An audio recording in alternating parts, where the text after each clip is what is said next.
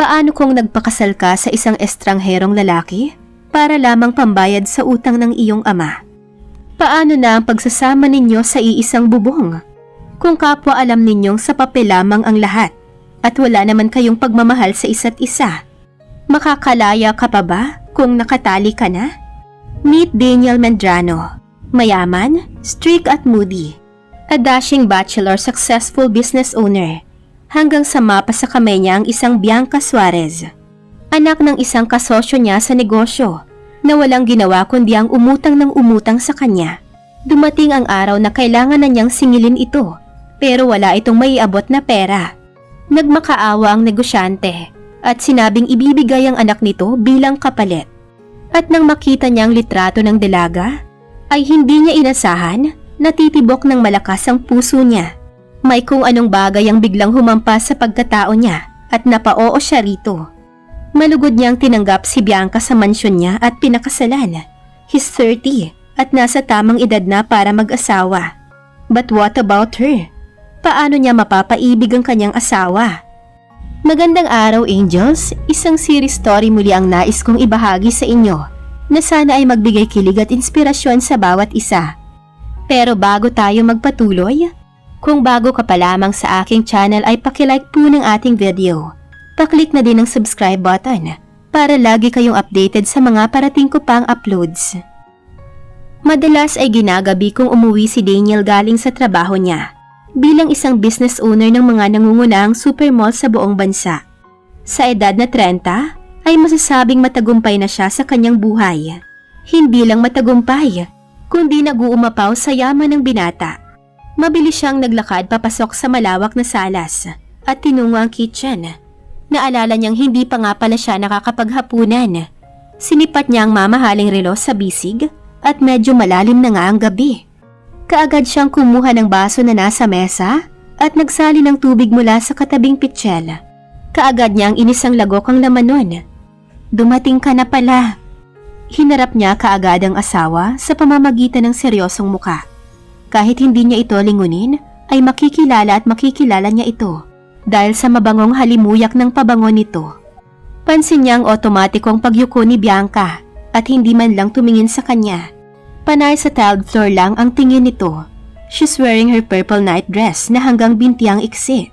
Naipilig lang ni Daniel ang ulo nang mapagmasdan ang mapuputing hita ng asawa. Di rin nakawala sa isipan niyang aloft ito sa kanya. At ni minsan ay hindi pa nito sinalubong ang mga mata niya. Which is hindi na lang niya pinagtuunan ng pansin. Masungit ang mukha na umiba siya ng direksyon ng tingin dito. Lumipat siya sa lamesa at naghila ng silyang mauupuan at naupo. Nahihiwagaan siya kung bakit gising pa ito ng ganitong oras. Samantalang kapag ganitong oras na ay madalas namang hindi na niya ito nakikita. Na ipinagtaka niyang masyado. Naalala tuloy ni Daniel na 2 linggo siyang nawala dahil may sinerve siyang lupa na balak niyang bilhin at tayuan ng panibagong mall. Agad itong nagsalang ng pagkain sa plato niya. Naramdaman din niya ang panakanakang pagtingin nito sa mukha niya. Parang biglang nailang siya, kaya binalingan niya ito ng tingin at hinuli ang mga mata nito. Pero mailap talaga ang asawa niya. Umiwas kaagad ito ng tingin sa kanya. Napahinga siya ng malalim. May dumi ba ako sa mukha? Pagkuway tanong ni Daniel. Naku, wala naman. Nabubulol na salita nito. Matapos nitong mailatag ang pagkain sa harapan niya, ay iniwan siya nito kaagad. Aalukin pa naman sana niya ito dahil baka hindi pa ito kumakain kagaya niya. Ngunit mabilis ang mga hakbang nito papunta sa hagdan paakyat sa kwarto nito. Mailap talaga ang asawa. Ang babaeng tinutukoy niya ay si Bianca Suarez. Mahigit 1 buwan na rin silang nagsasama sa iisang bubong. Ricky, his friend, is teasing him to consummate their marriage already. Pero hindi niya alam kung paano niya uumpisahan. Una sa lahat, hindi niya alam manuyo ng babae. Never in his entire life na nauuna siya sa isang babae. Because he's not used to it. And he knows girls are the one crowding him. And it's crazy na nagkakaganito siya kay Bianca.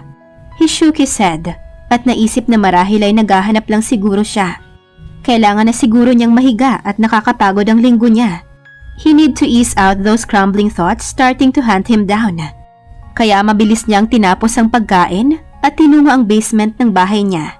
Using his keys, he unlocked his car at umangkas doon.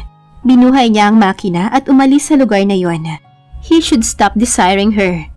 The woman who has perfect curves and red lips. Lalong-lalo na ang hindi nakakasawang pabango nito na tila nangahalina. Napatitig naman si Bianca kay Daniel na sakay ng pulang sasakyan na paalis ng mansyon ngayon. Hindi niya alam kung saang parte ng mundo na naman pupunta ang asawa. Oo, mag-asawa nga sila. At sa loob ng isang buwan na yun, ay ilang beses lang sila kung magkita at mag-usap ni Daniel. Hindi niya kasi maintindihan ang damdamin. Sa tuwing nakikita ito ay tumatambol kaagad ang puso niya na parang hinahabol siya ng asong alaga niya. Kahit papaano ay nawawala ang lungkot niya sa malaking pamamahay na ito nang makilala niya ang asong pinangalanan niyang si Zidro. Pure as pinang aso, pero kahit na ay naisipan pa rin niyang alagaan ito matapos kamuntikan na itong masagasaan mula sa labas ng mansyon. Siya at si Aling Saling lang ang nakakaalam ng lihim na ito dahil sa pagkakaalam niya ay pinagbabawal pala ni Daniel ang kahit na anong hayop sa pamamahay nito. Kung anong dahilan ay wala siyang alam at wala din siyang balak alamin. At saka isa pa, hindi naman napirmi si Daniel sa bahay na ito.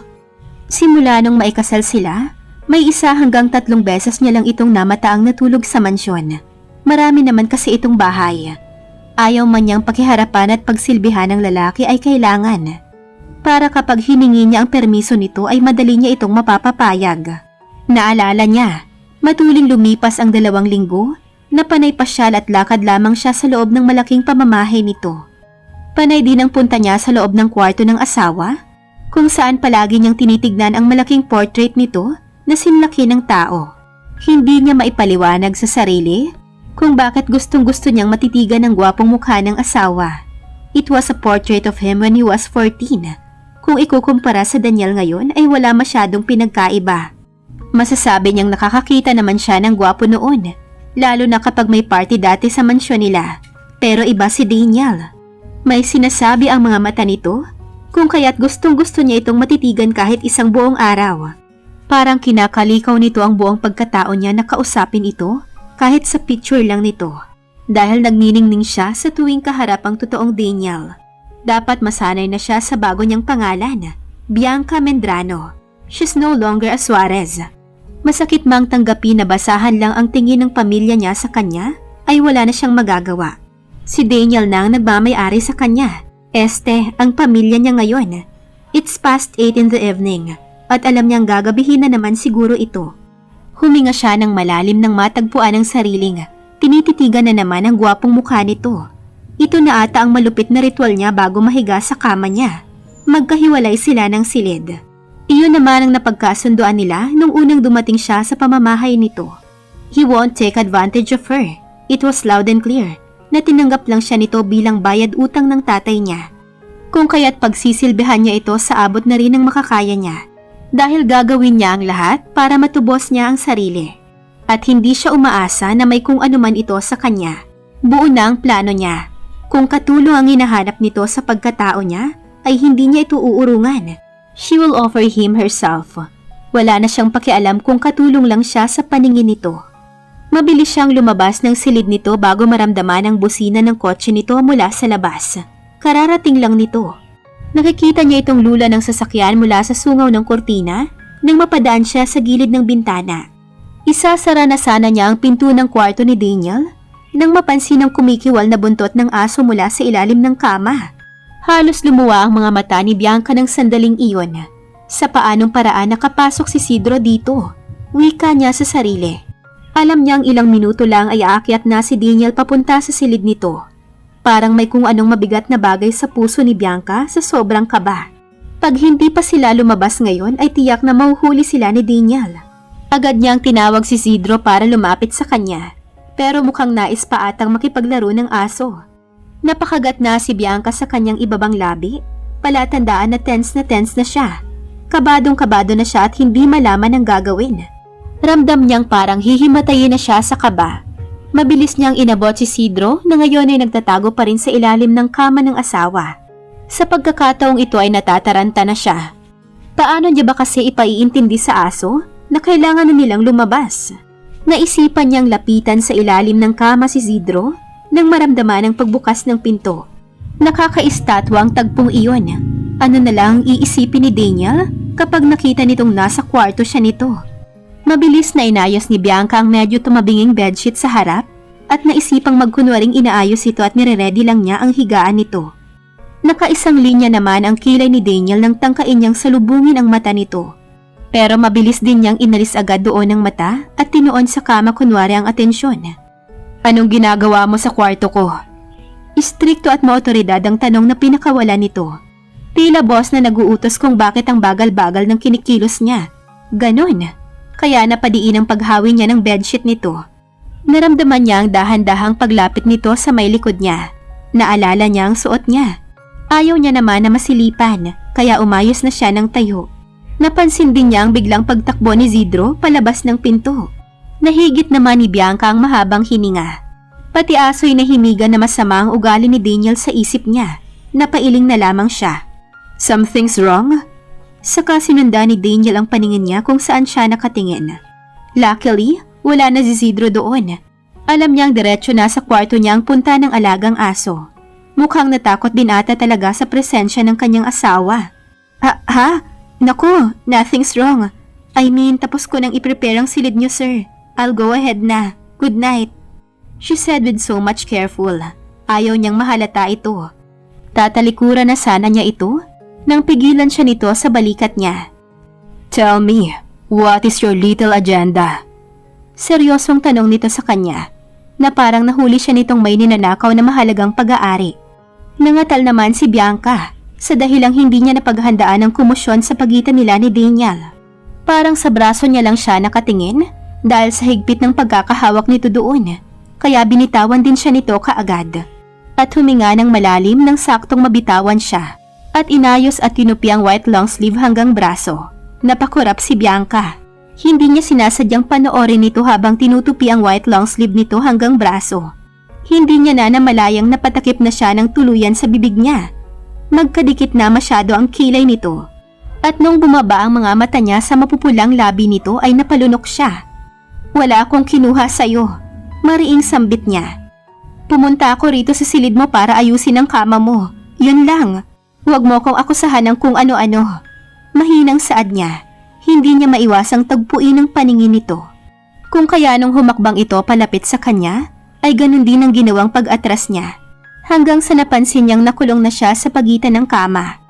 Mula sa likod ng binti niya at ni Daniel na nasa harapan niya, naamoy na rin ni Bianca ang pabango ng asawa. She can't deny his smell so good, and she won't deny it either. How she loves his male scent. Lalaking lalaki, nakakadala, nakakapanghina ng tuhod niya.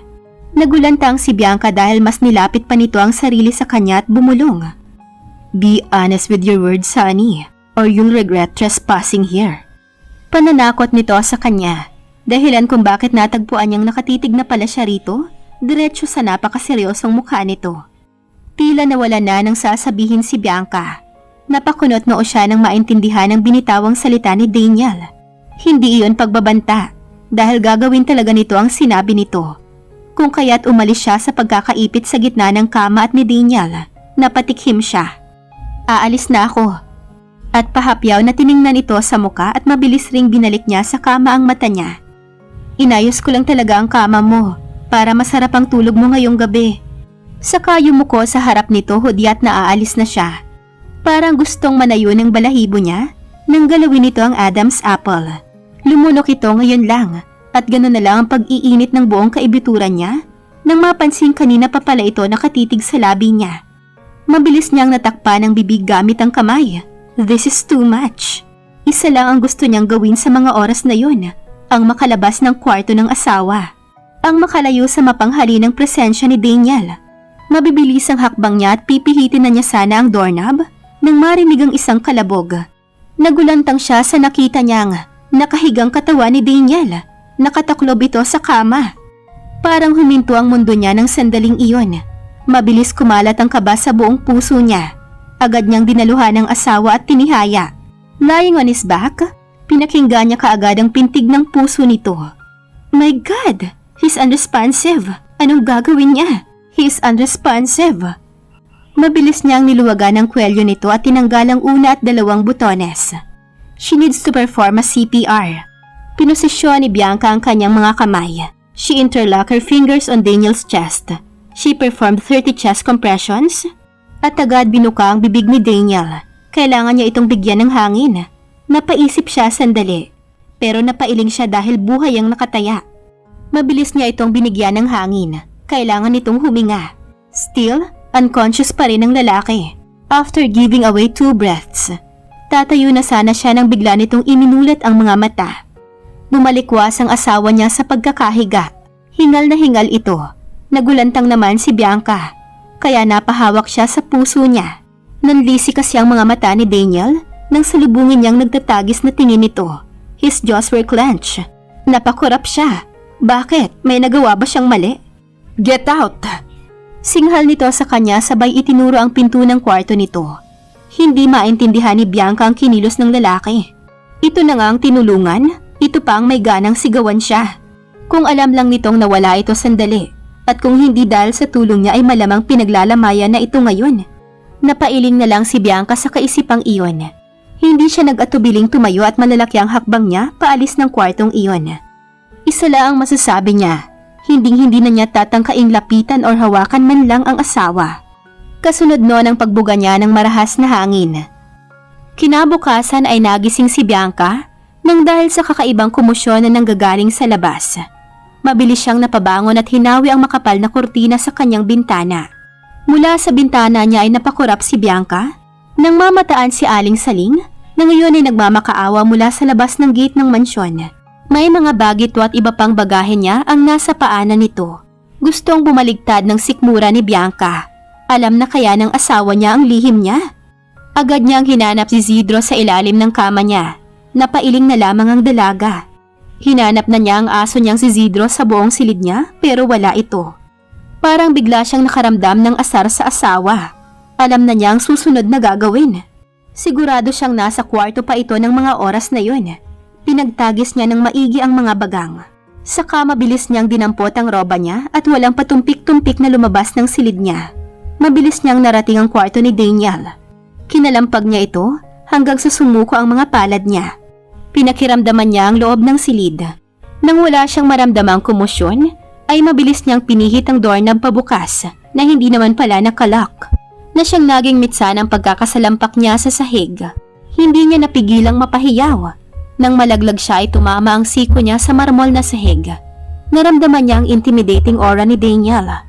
Lalong-lalo na ang dalawang nakakapasong mata nito ngayon na nakatunghay sa kanya. Mabilis siyang napatayo dahil sa kakaibang tingin nito sa may hita niya. Nalilis kasi ito nung natumba siya. Nasaan si Isidro? Ilabas mo si Isidro! May panggigigil na sumbat niya sa asawa na ngayon ay prente ang pagkakaupo sa swivel chair nito. Napapagitnaan nilang dalawa ang mamahaling mahogany desk nito. Nakasandil ito sa swivel chair nito at hindi man lang umimik si Daniel. Parang pinag-aaralan nito ang mga kilos, galaw at iba pang bagay na susunod niyang gagawin. Nakatiim lang ang pagmumukha nito. Napahalokip-kip siya nang mag-umpisa itong tumayo. Naka-crossed arms ito. Katulad niya ay suot din ito ang roba nito na nagpatingkad sa magandang tindig nito. Hindi niya maipagkakailang singliit lamang siya ng gamo-gamo na may tangkad na 5 feet 7 inches kumpara dito. Ilang sandali lang ay nasa harap na niya si Daniel. Madilim ang aura. Habang siya naman ay panay ang lunok. Hindi niya maintindihan ang kakaibang pakiramdam sa tuwing lumalapit sa kanyang asawa. Di ba nga kaya siya nagkakasya sa portrait ng asawa dahil hindi niya kayang matignan ito sa personal? Oo na, hindi kayang ihandle ng katawang lupa niya si Daniel. Ganun na nga. Masakit na katotohanan at siya pang may ganang puntahan ito at komprontahin. Nababaliw na ba talaga siya? Talaga namang ipinampain pa niya ang sarili sa lungga ng leon. Diyan ka lang, wika niya rito. She can smell his musky scent through his nostril. Self, kumalma ka naman. Mahinang saway ni Bianca sa sarili niya. Sino ka naman para utusan ako? Nakakakilabot. Parang gustong manginig ni Bianca sa dating ng boses ni Daniel. Tama nga siya. Hindi dapat siya pumasok sa lungga nito. Ilabas mo si Isidro. She managed to say. Kahit nanginginig ang mga tuhod niya, kahit gusto nang pumiyok ng boses niya. I throw him out. You didn't ask my permission in the first place. Daniel smirked in front of her na nagpalaglag ng puso ni Bianca. Mas naikuyom pa ni Bianca ang mga kamao. She inhaled desperately. Ewan ba niya, napupuot siya sa lalaki. Matapos niya itong tulungan na mabuhay ulit at ngayon ay ito ang maririnig niya mula sa bibig ng lalaking ito. Bianca tried na iwasan ang mga mata nito. She has to reclaim herself. Hindi siya papatalo sa lalaking kaharap niya ngayon. Bakit mo yon ginawa? Wala kang awa. Alam mong may buhay din yun. And what it do to me? You know what happened to me last night? You revived me, right? Anong pinagsasabi mo? Nagugulumihan si Bianca sa mga sinasabi ni Daniel. That dog has a chip, and that chip brought me to death. At kung hindi dahil sa'yo ay baka wala na ako ngayon, remember? Pinaalala nito sa kanya ang nangyari sa kanila kagabi, kung saan kinailangan niya itong i-CPR. Of course, counted na yung kiss niya doon. 2 beses pa nga niya iyong inulit dahil iyon ang nalalaman niya sa pagliligtas ng buhay. Anong pinagsasabi mo? Bakit mo pinagbibintangan ng kawawang aso ko sa mga pagtatangka sa buhay mo?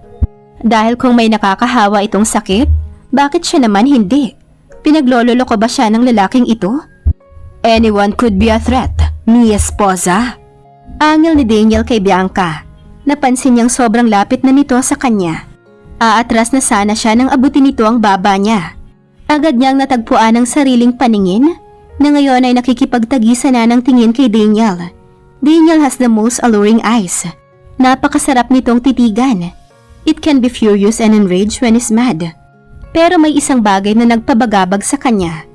Paano kaya ito kapag in love? What kind of emotion does those eyes have? What expressions would he make? Would it be perfectly magical? But she suddenly stopped those mighty thoughts. Hindi pa siya nahihibang. Hindi siya handang magpahulog dito o sa kanino man. Natitiyak niyang hindi iyon mangyayari dahil laruan lamang ang tingin sa kanya ni Daniel at hindi asawa. Alam niyang matatapos din ang bagay na to. That time would happen very soon. Ang matubos ang sarili niya at iwan ang lalaki. Makawala pa kaya si Bianca sa piling ng kanyang asawa? Abangan sa susunod na kabanata. Please like, share, subscribe for more updates. Maraming salamat po.